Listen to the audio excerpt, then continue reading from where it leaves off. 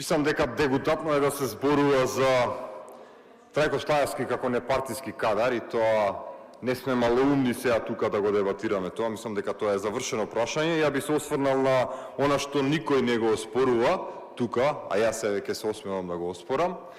А тоа е дека Трајко Славевски бил професионалец и научник во својата област или експерт во својата област. Прво, два аспекти сакам да спомнам во оваа насока. Едно е тоа дека Трајко Славевски е професор на универзитет кој што е во слободен пат на индексот на ранг на светска листа на универзитети, а тоа е универзитетот УКИМ. Така да од овој аспект не би знаел, не би судел колку навистина е добар академски кадар Трајко Славевски. А од друга страна, економијата, и во оваа насока би сакал да подлечам една максима на еден американски економист Кенет Волдинг, кој со оваа максима сака да ни долови дека економијата не е екзактна наука, дека таа е во суштина спекулативна, општествена наука и многу зависи од идеолошките постулати на човекот. А тој вика, тој што се залага за неограничен економски раст во ограничена планета, ако не е луд, тогаш сигурно е економист.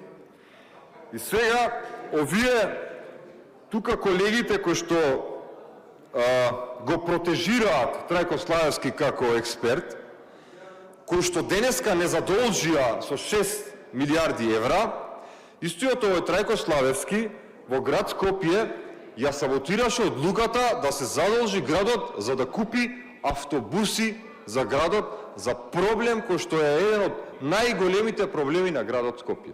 Каква е оваа контрадикција сега? Од тука јас предлог кандидатот Трајко Славевски би сакал да го евалуирам од два аспекти, а тоа е меритократски и од аспект на неговиот интегритет. Ако земеме меритократски, Трајко Славевски бил министер за развој. Тогаш постоело во 1999-та некој си Министерство за развој и Трајко Славевски бил министер за развој, замислете. Во ова време има невработеност од 30%. Во ова време исто така продолжува екстремната приватизација.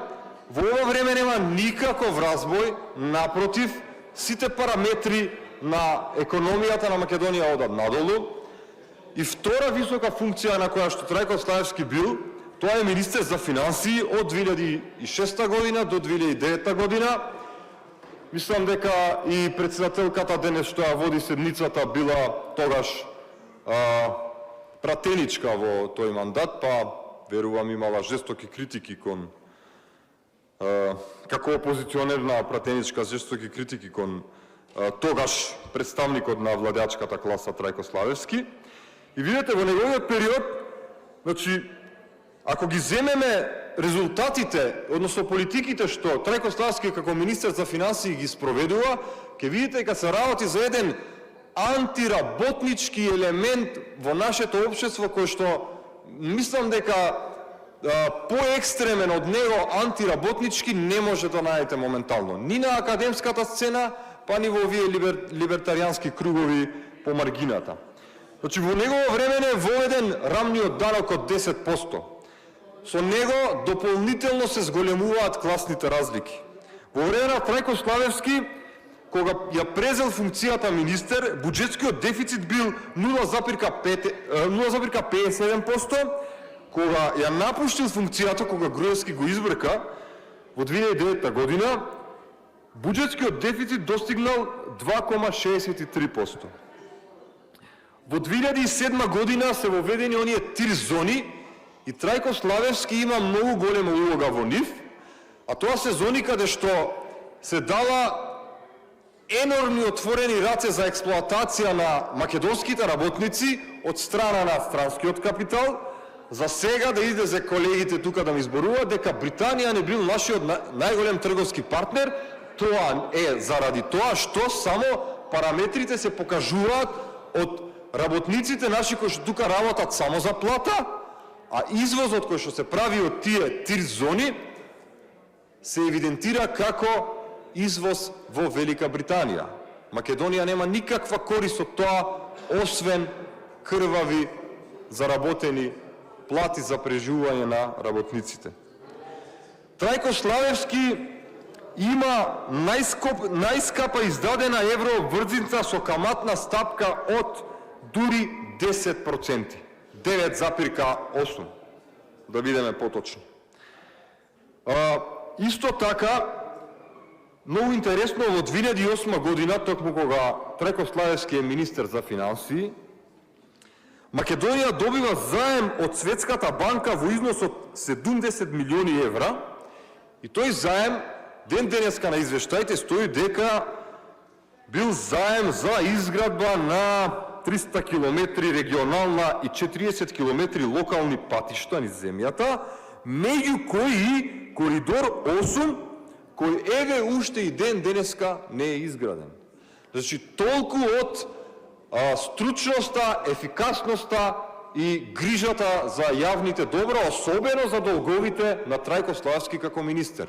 И сега, еден ваков партиски послушник, еден човек кој што коленичи пред сите негативни одлуки на неговата партија, особено на партијата која што сега владее со државата, која што извршната власт ја контролира, Трајко Славевски треба да врши надзор на 6 милиарди евра кои што ќе ги земеме како заем од Велика Британија.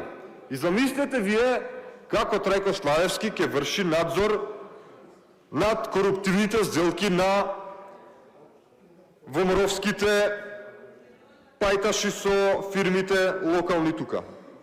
Од друга страна, интегритетот на предложениот кандидат,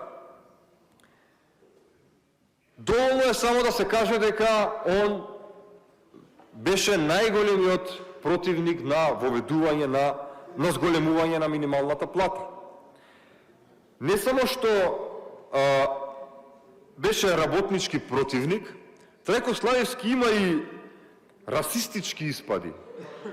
Во 2024 година Трајко Славевски е осуден од Комисијата за спречување и заштита од дискриминација за изјави насочени, значи расистички и дискриминаторски изјави насочени кон ромската заедница. Срам ми е да ја спомнам изјавата на Трајко Славевски, верувам и македонската јавност и вие ќе проверите да видите за какви расистички испади станува збор. Мислам дека еден ваков предлог кандидат не само што ќе биде човек кој што дополнително ќе влијае да се развие корупцијата и да се развие оно јас помеѓу богатите и соромасите, туку и ќе биде човек кој што ги представува расистичките елементи на ова владеачко мнозинство. Благодарам.